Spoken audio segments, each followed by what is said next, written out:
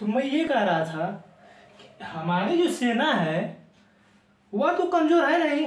कोई सपने में कुछ मुर्दे को उठाकर पूछ देगा कि क्या हमारी सेना कमजोर है, तो ऐसा कभी नहीं मुर्दा कहेगा कि नहीं भारत की सेना कमजोर है। तो इसका मतलब है कि सरकार ने खुली छूट दी थी। तो वो जो 2017 में आए थे, 2017 में आए थे, वो अल्पसंख्यक जो थे, क्या उनको नागरिकता नहीं देंगे आप? वो भी तो मुस्लिम थे। तो अब सरकार को दिखाना है ना कि देखो देखो ये आ रहे हैं, अब इनको हम मार के भगाएंगे। देखिए भाई, अब हम कैसे हम निश्चित तरीके से कैसे कर दें इसको। तो सीए का जो मेन मामला है, मामला यही है कि इन तीनों देशों से जो अल्पसंख्यक आएंगे उनको नागरिकता दी जाएगी, मुस्लिम नहीं आएंगे, नागरिकता नहीं देना है। और इन देशों का नाम ही जिक्र नहीं है, इन देशों का तो जिक्र ही नहीं है। तो 2017 में जो रोहिंग्या आए थे, अभी इसको जो लाया गया था आनंद फानन में, वो एनआरसी के लिए लाया गया था। किस लिए लाया गया था? वह एनआरसी के लिए लाया गया था। समझ में आ रहा है कि नहीं? एनआरसी इसलिए लाया गया था क्योंकि एनआरसी जब 2015 से वो असम में लागू हुई थी, तो जब 2015 एनआरसी लागू हुई तो वहां पर असम में लगभग 19 लाख लोग बिना प्रमाण के वहां पे मिले, और उसमें भी 12 लाख लोग विदाउट प्रमाण हिंदू मिले। मतलब उनके पास कोई जो था डॉक्यूमेंट ही नहीं था कि वो यहाँ भारत के नागरिक हैं, भारत के नागरिक हैं। उसी के लिए 12 लाख लोगों को लाने के लिए इस चीज को लाया गया था। समझा रहा है कि नहीं? क्योंकि वो तो 2015 से ही एनआरसी चल रहा था वहां पर असम में, जब सुप्रीम कोर्ट ने आदेश दिया था वहां पर, उसका मामला अलग है, हम आगे बता रहे हैं। तो ये जो मामला है, समझ में आ रहा है कि नहीं? सीए क्यों लाया गया था और विरोध क्यों हो रहा है, और विरोध होना चाहिए कि नहीं, ये आप बताएंगे कि होना चाहिए कि विरोध नहीं होना चाहिए। हम तो कहते हैं भाई ये भारत की संप्रभुता है, भारत जिसे चाहेगी उसे भारत सरकार जिसे चाहेगी उसे नागरिकता देगी, जिसे नहीं चाहेगी उसे नागरिकता नहीं देगी। वो भारत सरकार की संप्रभुता है, और किसी के मूल अधिकार का उल्लंघन नहीं हुआ इसमें, नहीं तो सुप्रीम कोर्ट तुरंत उसको काट देती। अच्छा बताइए, किसी के मूल अधिकार का उल्लंघन हुआ है? कौन सा मूल अधिकार इसमें शामिल हुआ है किसी का? सुप्रीम कोर्ट को किस मामले को रद्द करने का अधिकार है? किसी व्यक्ति के व्यक्तिगत जीवन से संबंधित कोई ऐसा अधिकार सरकार बना रही तो उसको रद्द करेगी ना, कि इसको रद्द कर देगी। अच्छा, कृषि बिल जो लाई थी उसको सुप्रीम कोर्ट रद्द कर देती। सुनना रहा है नहीं? तो ऐसा कोई मामला नहीं है मूल अधिकार से संबंधित जिसे सरकार रद्द कर दे। सरकार ने साफ साफ तौर पे कह दिया कि भारत सरकार जो कर रही है सही कर रही है, उसमें हम कोई हस्तक्षेप नहीं करेंगे। समझना रखने, जब सरकार यहां पे ये पेश कर रही है ये चीज, ये तीनों जो देश हैं, यहां पर सरकार बार बार पेश कर रही है कि अल्पसंख्यक अल्पसंख्यक अल्पसंख्यक, और मंच पे खड़ी है कि होके ये बोल रही है कि मुस्लिम आएंगे तो उनको नागरिकता नहीं देंगे, तो विरोध होगा कि नहीं? विरोध होगा कि नहीं? और आप सोच लीजिए जो कर्नाटक में चल रहा है विरोध, वो कितना बड़ा भारत के लिए घातक उदाहरण है। देख लीजिए आप, भगवा साल लहरा रहे हैं लोग, कोई हिजाब पहन के आ रहा है, समझ में नहीं आ रहा किस, ये लोग पढ़ने वाले हैं, ये लोग पढ़ने वाले हैं, इनको पॉलिटिक्स से क्या मतलब हो जाती है? पढ़िए ना आप चुपचाप। राजनीति देखिए, राजनीति हर व्यक्ति को करना चाहिए, राजनीति में जाकर नहीं राजनीति करना चाहिए, राजनीति करनी चाहिए, राजनीति में जाकर नहीं कि राजनीति में घुसकर हम राजनीति करें। हम शिक्षा के मंदिर में जा रहे हैं तो हम राजनीति के तौर पे नहीं जाएंगे, लेकिन राजनीति सीखेंगे, क्योंकि राजनीति का क्लास चलता है और हर जगह डिपार्टमेंट, यूनिवर्सिटियों में डिपार्टमेंट बनता है राजनीति का। और राजनीति शास्त्र पढ़ा है, हमने भी राजनीति शास्त्र से बीए किया है, हमने भी राजनीति शास्त्र से। तो राजनीति करने का जो मतलब होता है वो तरीका अलग होता है। हमारे नेताओं ने उस राजनीति के तरीकों को बदल दिया है। अब कौन सा ऐसा व्यक्ति आएगा, कौन ऐसा आएगा मानव दानव जो इस धरती पर, भारत देश की धरती पर पैदा होगा बेचारा, कि इन सभी चीजों का निस्तारण करेगा वो। और हम तो भाई साफ साफ मानते हैं, जिस दिन हमारा भारत शिक्षित हो गया, और शिक्षित होगा कैसे आप सोच लीजिए ना, कैसे शिक्षित होगा? यही बच्चे जो हैं, कोई हिजाब के नाम पर, लड़कियां जो हैं हिजाब पहनने के नाम पर वो बोल रहे हैं कि हम हिजाब पहन कर ही आएंगे, हम नहीं मानेंगे, ये हमारा मूल अधिकार है। कहां से मूल अधिकार मिल गया? हाँ, मूल अधिकार है आपका, मूल अधिकार है आपका। तो इसका मतलब ये तो नहीं है कि जो राज्य है, राज्य को जो सुटेबल नियम लगता है ना अनुच्छेद 13 के तहत, अनुच्छेद 12 में राज्य की परिभाषा है, लेकिन अनुच्छेद 13 में ये कहता है कि राज्य कोई ऐसा नियम नहीं बनाएगी जो गलत हो। तो कौन सा गलत काम कर रही है? इसीलिए तो बार बार सरकार से ये बोला जा रहा है कि अनुच्छेद 44 लागू करवाइए, आप समान सिविल संहिता लागू करवाइए। और ड्रेस कोड हर स्कूल का होता है, तो आपको इस स्कूल का पालन करना होगा। हालांकि यूनिवर्सिटियों में जो नियम पालन नहीं होता है, जिसका मंजूर रहता है वो पहनकर जाता है, यूनिवर्सिटियों का नियम अलग है, वहां पर भी नियम होना चाहिए कि आपको ये ड्रेस कोड पहन के आना है। आपके लिए नियम है, अगर आप हिंदू हैं तो आपका जो स्कूल बना है उसमें आप जो मन कर वो पहन के जाइए, भगवा साल पहन के जाइए, चाहे जो पहन के जाइए। अगर आप मुस्लिम हैं तो आपको अपने मदरसे में चाहे हिजाब पहनकर जाइए, चाहे विदाउट हिजाब जाइए, आप मदरसे में जाइए। अगर जहां पे दोनों लोग आ रहे हैं वहां पर तो यही नियम होना चाहिए कि वहां पे जो ड्रेस कोड लागू आप उसको पहन कर आइए। नियम हमारे हैं यहाँ है कि नहीं, कि आप जैसे नियम ये भी है कि किसी को भी उसके लिपि, संस्कृति और उसकी भाषा के आधार पर किसी को वंचित नहीं किया जाएगा। ये हमारे संविधान का नियम है, ये नियम है। लेकिन राज्य सरकार ये नियम भी बना सकती है। हालांकि ये जो मामला कर्नाटक वाला चल रहा है ये तो बहुत अच्छा नहीं है भारत देश के लिए।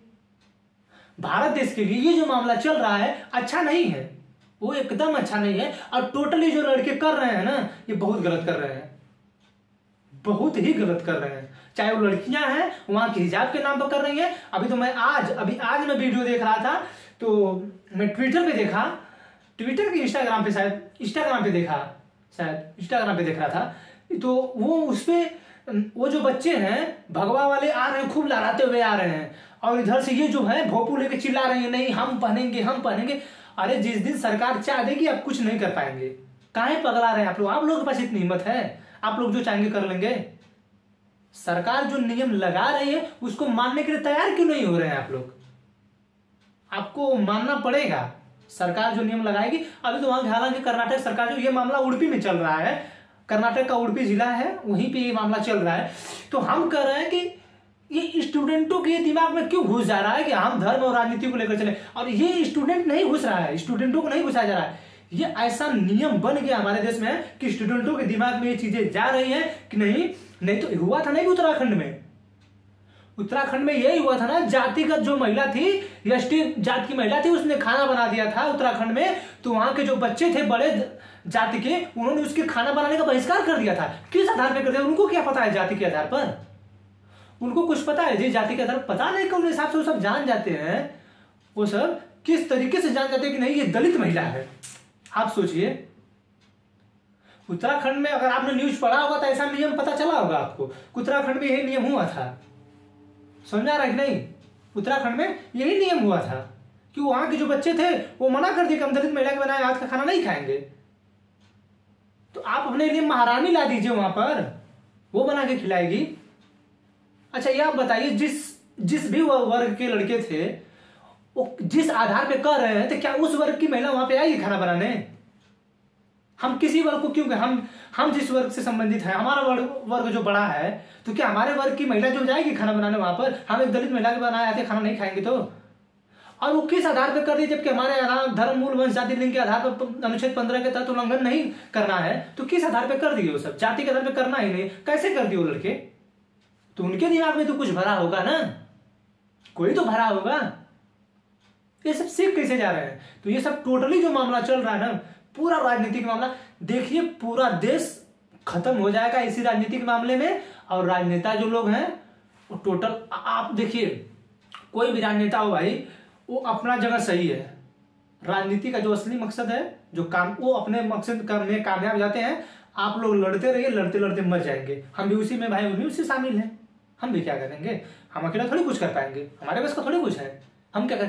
अरे हमारा काम है, हम बता दे रहे हैं, यहाँ पे खड़े होकर कुछ बोल दे रहे हैं, हमें भी कोई बताया है, हमें भी जो जानकारी मिली है हम भी आपको बता दे रहे हैं। अगर आपको अच्छा लग रहा है कि नहीं ये सही है तो ठीक है, बेकार लग रहा है तो बेकार है, वो आपकी मर्जी में। हम तो बोल रहे हैं कि सरकार लाई है तो सही लाई है। हम क्यों कहेंगे भाई ये खराब है? हम क्यों कहें? हमें जो आधार पता चल रहा है कि ऐसे ऐसे आधारों पे इस चीजों को लागू करना था, इस चीजों को लाना था, हम आपको वो आधार बता दिए। हम क्यों कहेंगे नहीं ये चीजें खराब है? आप कहिए खराब है, अच्छा आप कहिए अच्छी है, हम क्यों कहें? हमको अब 20 लोगों के बीच बोलना है, कोई किस जाति का होगा, कोई किस धर्म का होगा, किसी को बुरा लगेगा तो क्या कहेगा हमको? हम क्या करें बताओ? अब उसमें हम कुछ कर सकते हैं? कुछ भी नहीं कर सकते हैं। और हम कुछ खुले हुए हम कुछ बोल भी नहीं सकते हैं, क्योंकि हमें, अरे आज हमको ज्यादा लोग, फिलहाल हमारा जो यूट्यूब चैनल है अभी नया है, तो इस पे ज्यादा लोग मुझको नहीं जानते हैं। अरे आने वाले समय में मेरा अगर वीडियो कभी ये वायरल हो गया और मैंने कहीं खिलाफत किसी के बोल दिया तो मेरा क्या हाल होगा?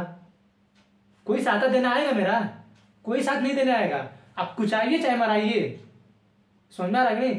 नहीं तो हमारे देश के लोगों को ये नहीं समझ में आ रहा है कि राजनेता हम लोगों को खाते जा रहे हैं, खाते जा रहे हैं, खाते जा रहे हैं, और हम जो है धर्म जाति के नाम पर वोट देते जा रहे हैं, लड़ते जा रहे हैं। हम कभी बेरोजगारी के मुद्दे पर बात नहीं कर रहे हैं कि हमारा भारत में बेरोजगारी इतना क्यों है। हम कभी भी शिक्षा के आधार पर बात नहीं करते हैं कि हमारे देश में शिक्षा की कमी क्यों है। हमारा देश में 20 से 21 करोड़ लोग भूखे सो जाते हैं पर डे, कितने लोग मर जाते हैं, हम इस पे बात नहीं करते हैं। क्यों? हमारे पास शिक्षा ही नहीं है।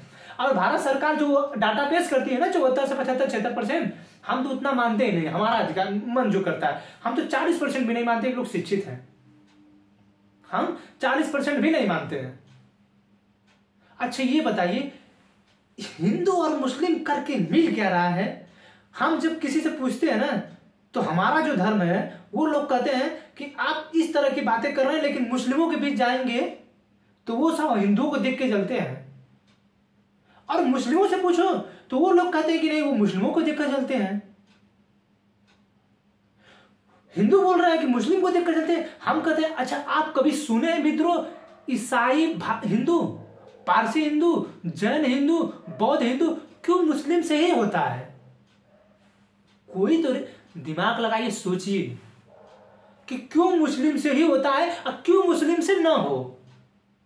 ऐसा हो सकता है कि नहीं? जबकि भारत एक धर्मनिरपेक्ष या पंथ निरपेक्ष राज्य है। अब अपना दिमाग लगा के सोचिए कि मुस्लिम के साथ ही क्यों होता है, और होना चाहिए या नहीं होना चाहिए। और जो हम देखिए, हम भी पढ़ रहे, हम भी पूछते रहते हैं लोगों से कि क्या ऐसा होना चाहिए, तो यही लोग बोलते हैं कि मतलब जो मुस्लिम होते हैं वो लोग अपने पक्ष का जो कट्टर समर्थक होते हैं। तो हम कहते हैं भाई कट्टर समर्थक होता क्या है? हाँ, आप बीच बीच में देखते हैं कभी कभी ऐसे आने लगता है कि लोग पाकिस्तान जिंदाबाद बोल रहे हैं। देखिए, अगर आप भारत में रह रहे हैं तो भारत का बन के रहिए, आप किसी देश का मत बन के रहिए। अब नहीं तो भाई देखिए, कुछ भी हो, हमारे भारत में हिंदू की संख्या ज्यादा है। 80 करोड़ हिंदू हैं, 80 से 90 करोड़ हिंदू हैं। तो भाई देखिए, हिंदू यहाँ पर ज्यादा हैं, 90 क्या लगभग 100 हो जाएंगे। हिंदू यहाँ पर ज्यादा हैं, तो भाई हमारा देश किसी भी कम्युनिटी को दबाता नहीं है। लेकिन जो सोच है, जो विचार है, वो अलग तरीके से लोगों का है। समझ में आ रहा है कि नहीं? हमने आपको सब कुछ बता दिया, सब कुछ बता दिया। इसमें ये जो चीजें हैं, सीएए क्यों आया, कैसे आया, सरकार को क्या जरूरत पड़ी, विरोध क्यों हो रहा है। विरोध इसलिए हो रहा है कि इन तीनों देशों का नाम लिया गया है क्योंकि यहाँ मुस्लिम अल्पसंख्यक नहीं है, और इन दोनों देशों का नाम नहीं लिया गया है क्योंकि यहाँ पे मुस्लिम अल्पसंख्यक है, क्योंकि म्यांमार और श्रीलंका एक बौद्धिस्ट देश है। बात साफ समझ में आ रहा है नहीं? अब विरोध करना बुरा है अच्छा है, आप लोग डिसाइड करेंगे, हम नहीं डिसाइड करेंगे। समझ में आ रहा है नहीं? तो ये समझ में आ गया सीए क्या था? ये नागरिकता देने के लिए ऐसा नियम बनाया गया था। हालांकि सरकार चाहती तो सिटीजनशिप अमेंडमेंट एक्ट के पहले से, जो लोग मान लीजिए 2014 से नियम लागू किए सरकार ने, 2010 या 11 में जो लगाए थे, उनको नागरिकता किस बेस पे देंगे? पंजीकरण के आधार पर देंगे कि नहीं? जो 2011 में आए थे, साथ साथ आप ये नियम 2019 में लाए हैं ना जी। हाँ, एक मिनट समझा रहे हैं।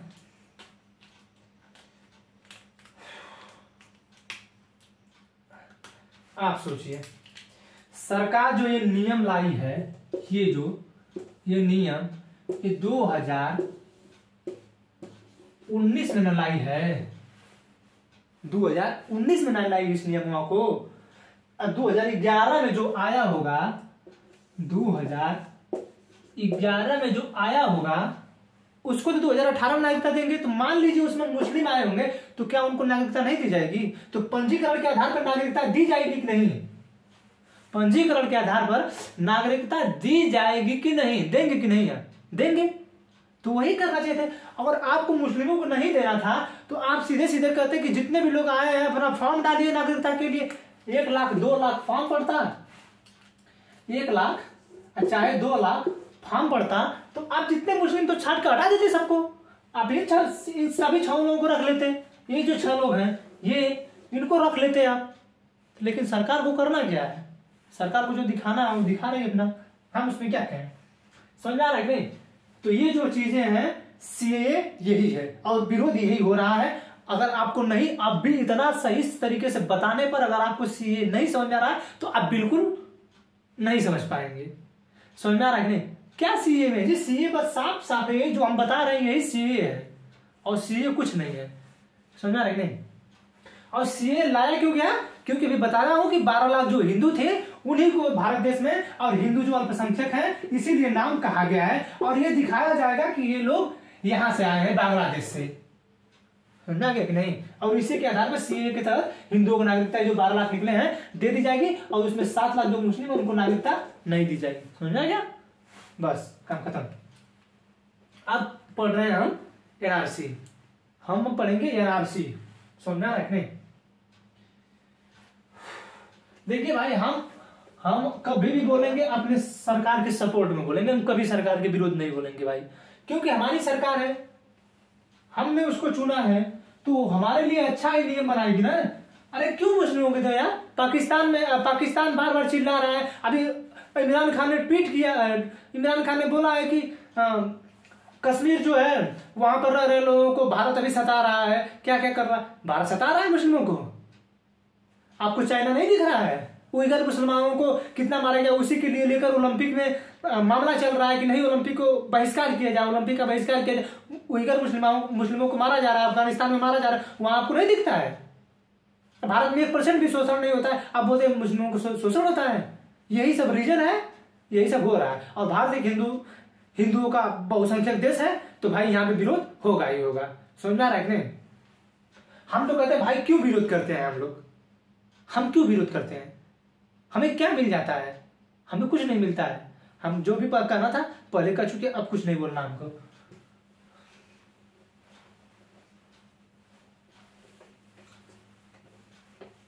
और एनआरसी समझिए,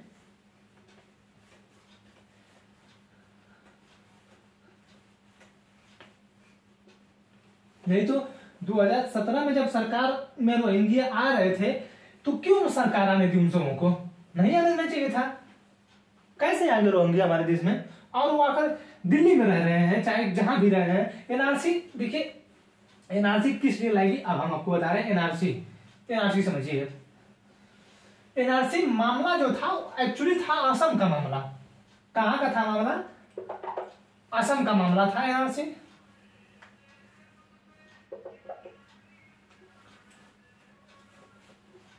मामला जो एनआरसी था, देखिए NRC national register of citizenship.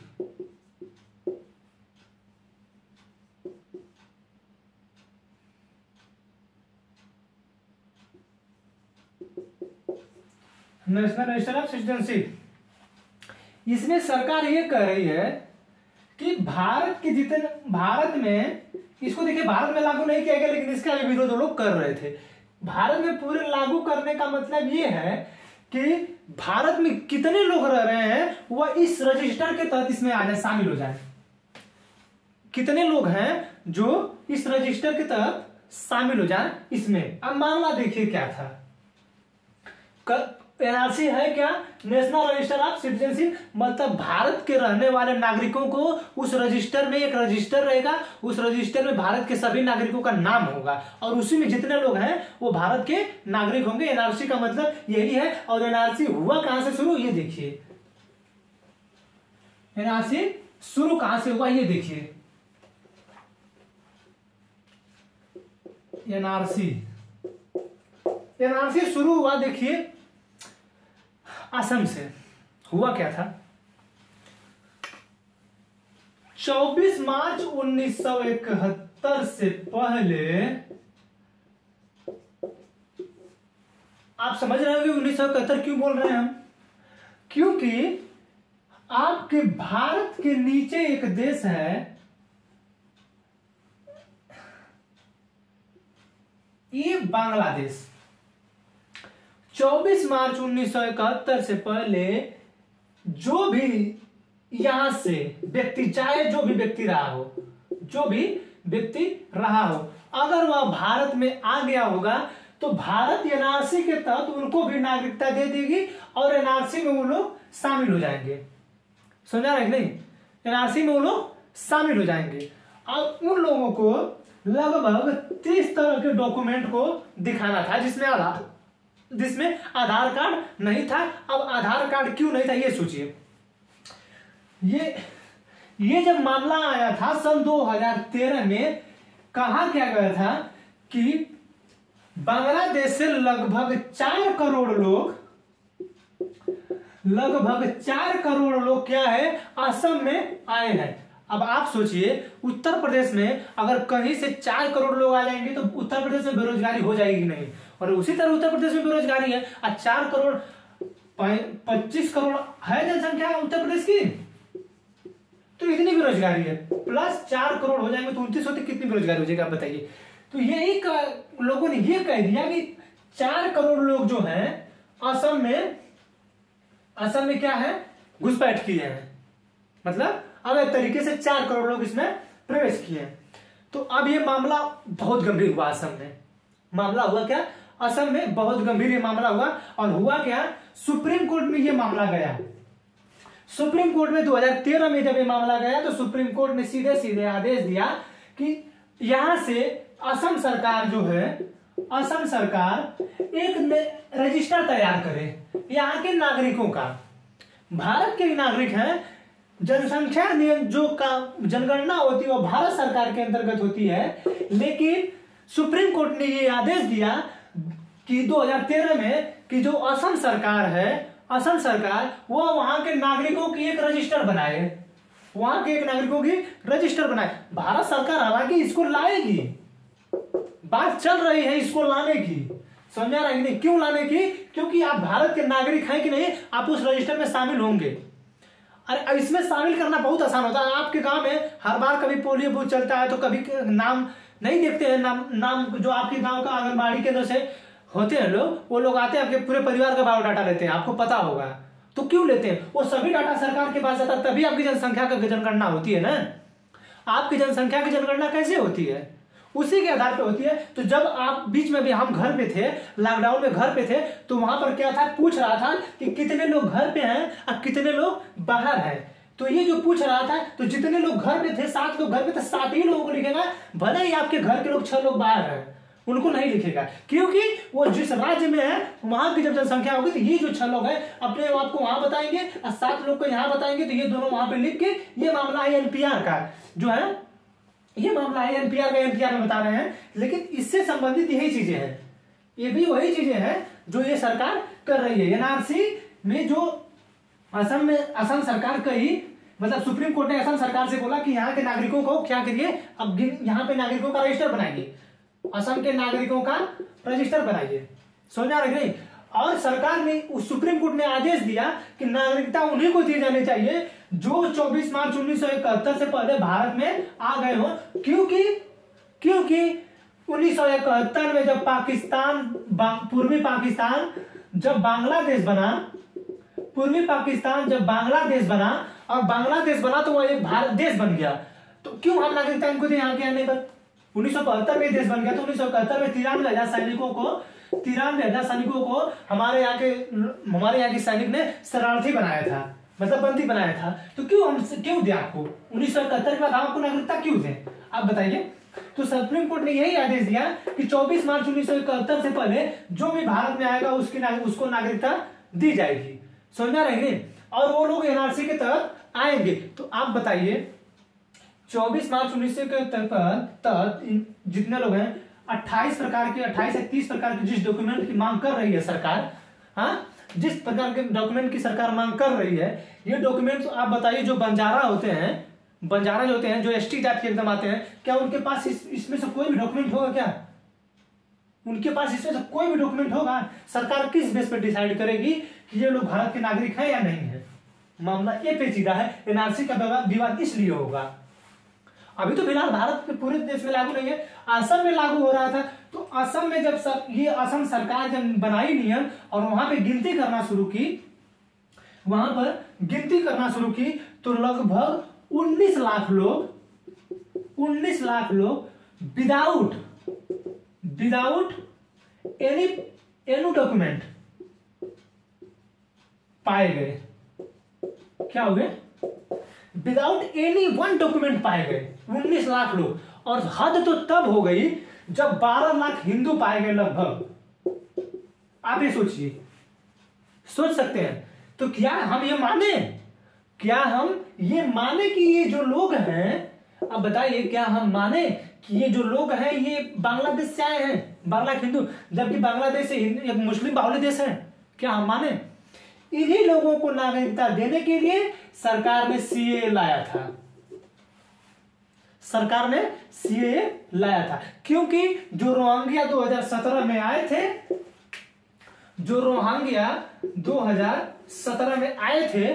हाँ, जो 2017 में आए थे, उनको तो नागरिकता देना नहीं था। उनको क्यों नागरिकता दे? लेकिन एनआरसी पूरे भारत में जो एनआरसी सरकार क्यों लागू करना चाहती है, इसको सुनिए। असम का तो बात समझ लीजिए यार। क्योंकि 4 करोड़ लोगों की बात सुनकर असम सरकार पगला गई, हाँ, और वहां के स्टूडेंटों ने विद्रोह कर दिया। अरे भारत देख रहे हैं उत्तर प्रदेश की स्थिति क्या है रेलवे को लेकर, बेरोजगारी को लेकर। तो जहां 4 करोड़ लोग आ जाएंगे कहीं, उसकी स्थिति क्या होगी समझ रहे हैं? कितनी जनसंख्या है असम की? 11 करोड़ जनसंख्या है बिहार की, 22 से 25 करोड़ जनसंख्या यूपी की है। आप सोच सकते हैं कि असम की जनसंख्या कितनी होगी? ये जितने प्रवेश किए हैं उससे भी कम जनसंख्या होगी जी वहां पर। समझा रहे नहीं? लगभग इतना ही हो सकती है। तो इसीलिए विद्रोह इतना पैदा हो गया कि ऐसे कैसे हो गया, इतने लोग कहां आ गए यहाँ पर। इसी चीज को लेकर एनआरसी के लिए भी विद्रोह हुआ। और सरकार क्यों एनआरसी पूरे देश में लागू करना चाहती है? क्योंकि ये जो आए हैं लोग बांग्लादेश से, ये लोग बांग्लादेश या असम के पास ही नहीं है, ये लोग पूरे भारत में फैल गए हैं।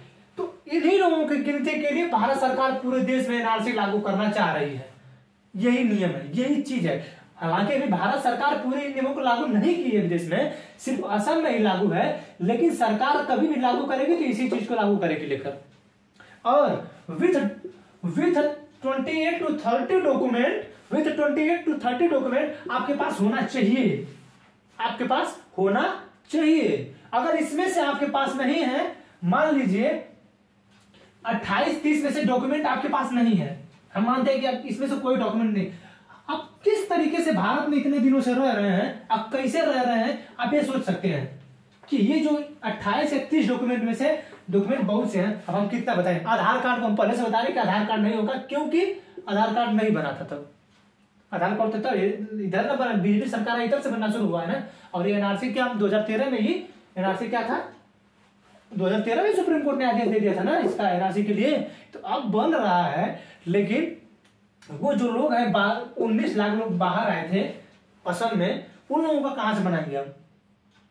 अगर उनके पास रहता आप लोग डॉक्यूमेंट, तो क्या वो बाहर होते? नहीं होते। तो 28 प्रकार का जो डॉक्यूमेंट है वो उनके पास होना चाहिए, तभी आपको नागरिकता भारत की माना जाएगा, नहीं तो नहीं माना जाएगा। और सरकार देखिए कर क्या रही है।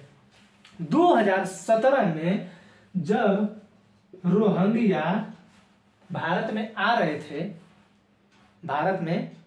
थे तो सरकार रोकी क्यों नहीं? हमको ये नहीं समझ आ रहा है। सरकार को इसे रोकनी चाहिए थी कि नहीं, या सरकार सो रही थी? हाँ, आप एनआरसी लागू कर रहे हैं 2013 से। जब 2013 से एनआरसी लागू कर रहे हैं और रोहिंग्या 2017 से बांग्लादेश और असम में आ रहे हैं, तो कहां थी सरकार? सोई थी या सुप्रीम कोर्ट कहां थी? आप सोचिए, तब सुप्रीम कोर्ट हमारी कहां थी? आप एनआरसी के तहत बाहर करेंगे किसी को, हम उसको गलत नहीं कर रहे हैं, लेकिन आप ये जो मामला है 2017 वाला, रोहिंग्या जब आ रहे थे भारत में, और ये जो है 2015 से है, रोहिंग्या जो है पूरे भारत में मान लीजिए नहीं फैले थे, फिलहाल तो दिल्ली तक के लोग रह रहे हैं, लेकिन जब 2017 में आ रहे थे तो इन्हें आने क्यों दिया गया? हमारा यही सवाल है, इन्हें आने क्यों दिया गया? ये इसलिए आने दिया गया क्योंकि आने वाले समय में अगर हमको वोट की जरूरत पड़ेगी तो हम इनको मार के भगाएंगे, और यहां पर 80% क्या है? हम ही लोग हैं, हम ही लोग हैं। पहले बता दिए हम क्या है, तो हम बताएंगे कि देखिए देखिए हम इनको मार रहे हैं, तो हम इनको फिर मार के भगाएंगे। समझा रहे हैं? तो आप सोचिए 2017 में रोहिंग्या जो है, रोहिंग्या आ गए किस आधार पे? और सोचिए 2021 में जब म्यांमार सरकार पे तख्ता पलट हुआ है, चाहे अफगानिस्तान में तालिबान इतना ठोकर मारा पीटा है, कोई आया है? कोई भी आया है? आपको समझ, कोई भी आया है? सोचिए, कोई आया है? किस बेस पे आ गए ये लोग? और इन लोगों को ये तो छोड़िए, हमारे प्रिय प्रधानमंत्री नरेंद्र मोदी जी जो हैं, रोहिंग्याओं को ये कह दिया, ये बंगाल के थे, बांग्लादेश के हैं, तो सरकार को ये चाहिए ना कि इनको हम निकाल दें यहां से, अपने यहां से। हम क्यों यहां अपने यहां रखें? लेकिन नरेंद्र मोदी जी ने हसीना से कह दिया, शेख हसीना नाम है वहां के बांग्लादेश के प्रधानमंत्री का, उन्होंने उनसे कह दिया, शेख हसीना जी ये हमारा आंतरिक मामला है, इससे हम निपट लेंगे, ये हमारा आंतरिक मामला, इससे हम निपट लेंगे। तो निपटिए, आप बताइए, देखिए निपटना जो है, अब निपटेंगे। देखिए निपट कैसे रहे, हम बता रहे हैं। देखिए एनआरसी लागू कर दिए, अब निकालेंगे लोग, इतना लोगों को बाहर। देखिए निकालेंगे इतने लोगों को बाहर, 19 लाख लोगों को बाहर निकालना है। और उनमें देखिए कैसे नागरिकता दी जाएगी 12 लाख हिंदुओं को। हम आपको बता दें कि उनको नागरिकता जो दी जाएगी वो सीए के तहत दी जाएगी, क्योंकि वो अल्पसंख्यक है, पहले ही बता दिया गया है। समझ में आ रहा है? समझ में आ रहा है नहीं? देख रहे हैं? दिमाग देखिए, दिमाग यूज करिए। अल्पसंख्यक हिंदू पहले ही बोल दिया गया है सीए में, तो इनको तो नागरिकता दे दी जाएगी, इनको हिंदुओं को नागरिकता दे दी जाएगी। बच गए 7 लाख मुस्लिम, इसमें और भी जाते होंगे, मान लीजिए 5 लाख मुस्लिम हैं, तो आप बताइए मुस्लिम तो अल्पसंख्यक में है ही नहीं, और ये बांग्लादेश से ही आए हैं। सोचिए तो विद्रोह होगा कि नहीं होगा भारत में? सोचिए, सरकार अल्पसंख्यक के मामले में हिंदुओं को देगी नागरिकता, कितने लोगों को देगी? 12 लाख लोगों को। और कितने को नहीं देगी? 5 लाख, क्योंकि अगर 2 लाख सिख, पारसी, जैन, बौद्ध भी होंगे उधर, तो उनको भी नागरिकता दी जाएगी। समझ में आ रहा है नहीं? तो सीए इसी एनआरसी को देखते हुए लाया गया था। समझ में आ रहा है? 2019 में यही नियम, यही चीज था, और यही लोग अलग हुए थे गिनती में, तो इसीलिए सीए को लाना पड़ा था। समझ आ रहा है? इसी नागरिकता संशोधन सीए हुआ था 2019 में। समझ आ रहा है? इसी चीज को देखते हुए एनआरसी लाई गई थी। समझ आ रहा है? पूरे भारत में लागू करने, हालांकि जो असम में 2015 से लागू है ना, वो 4 करोड़ वाले मामले को लेकर। सुन रहा है? तो जो सरकार है भाई अपना मन से काम कर रही है।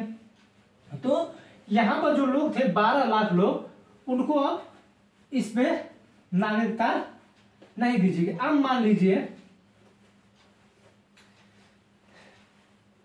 5 लाख जो है, ये जो है 5 लाख, मान लीजिए 12 लाख लोग हैं, 12 लाख टोटल पूरे भारत की सरकार कर रही है कि लगभग 12 से 14 लाख लोग एनआरसी जब लागू होगी तो बाहर होंगे, नागरिकता नहीं उनके पास। हम कह रहे सरकार के पास डाटा कैसे आ गया?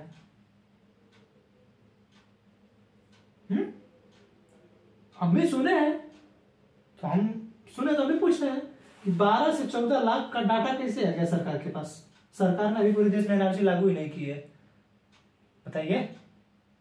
सरकार ने एनआरसी लागू ही नहीं की है और सरकार ने कैसे ये बता दिया कि 12 से 14 लाख पूरे भारत के लोग बाहर निकलेंगे तो इतने लोग बाहर जाएंगे।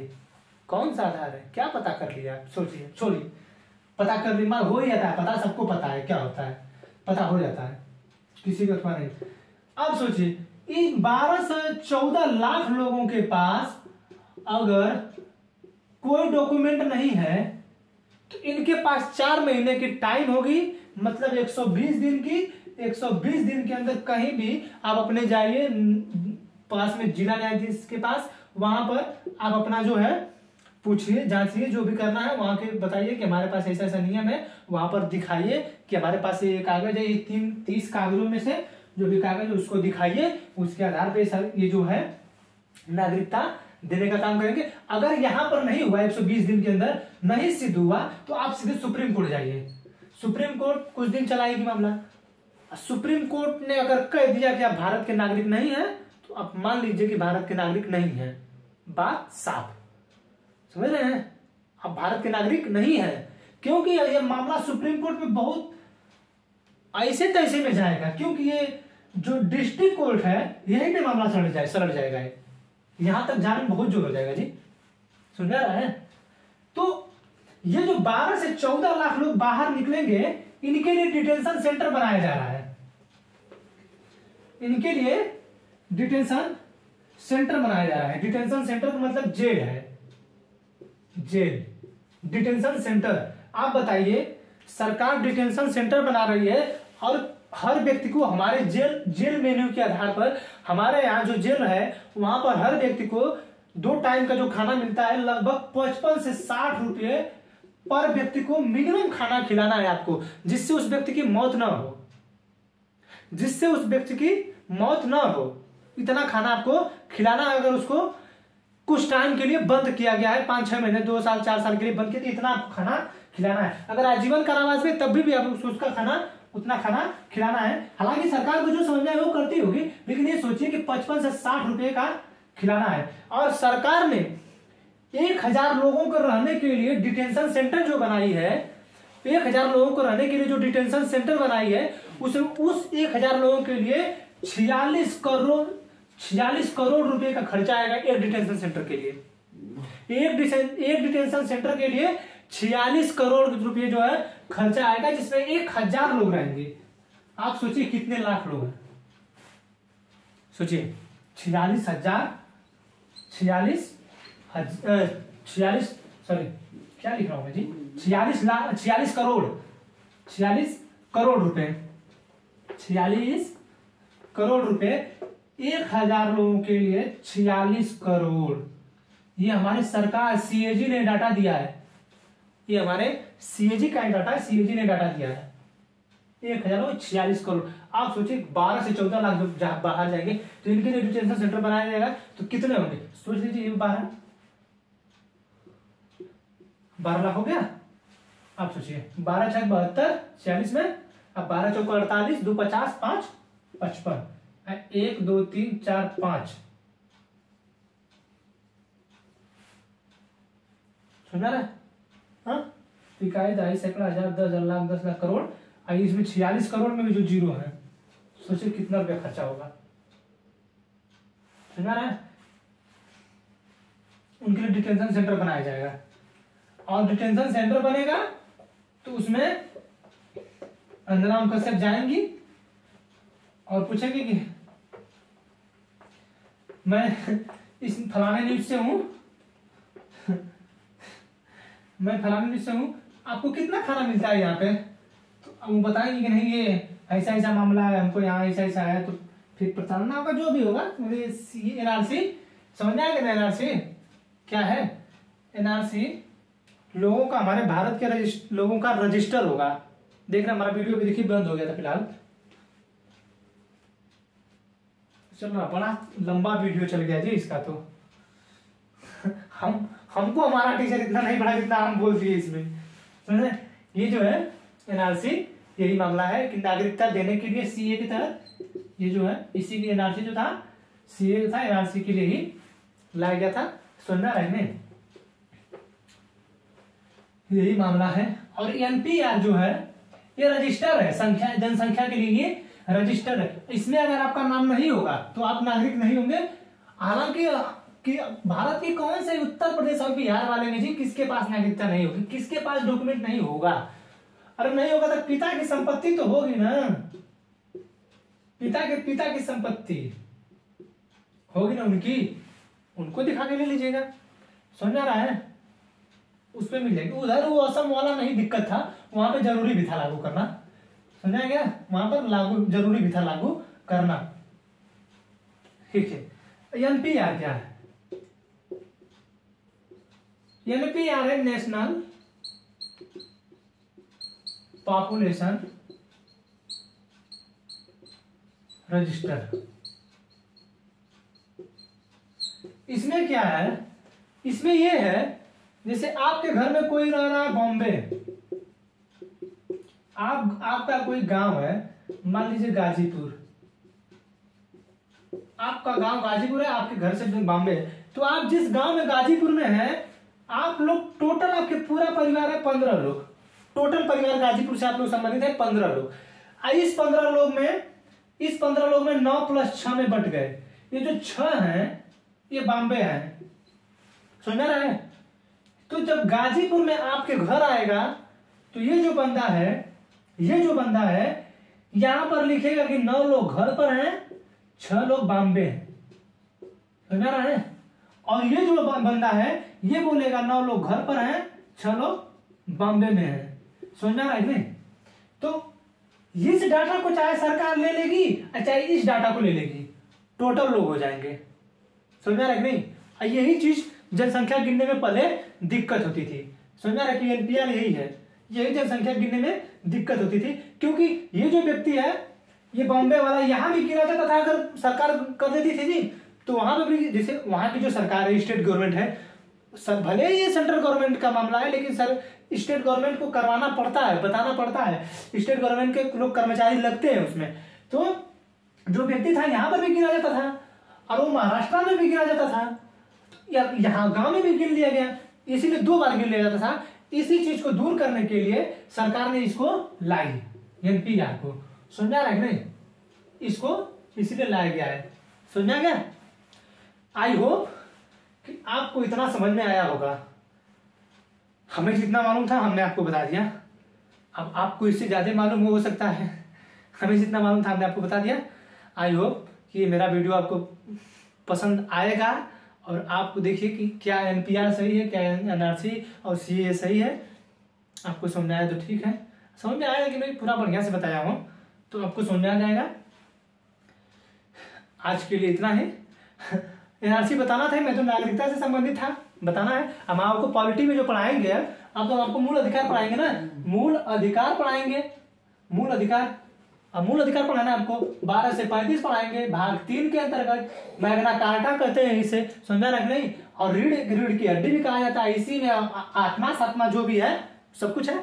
तो ये तो एनआरसी से मामला जो संबंधित है एनआरसी, ठीक है, ये तो कोई भी व्यक्ति देख सकता है, और वो जो पॉलिटी से संबंधित मामला है वो तो अलग है, लेकिन अब एनआरसी जितना था हम आपको समझा दिए, एनआरसी एनपीआर सीए जो भी है हर चीज हम आपको बता दिए हैं। मिलेंगे अगले क्लास में, जय हिंद, बहुत बहुत धन्यवाद आपका।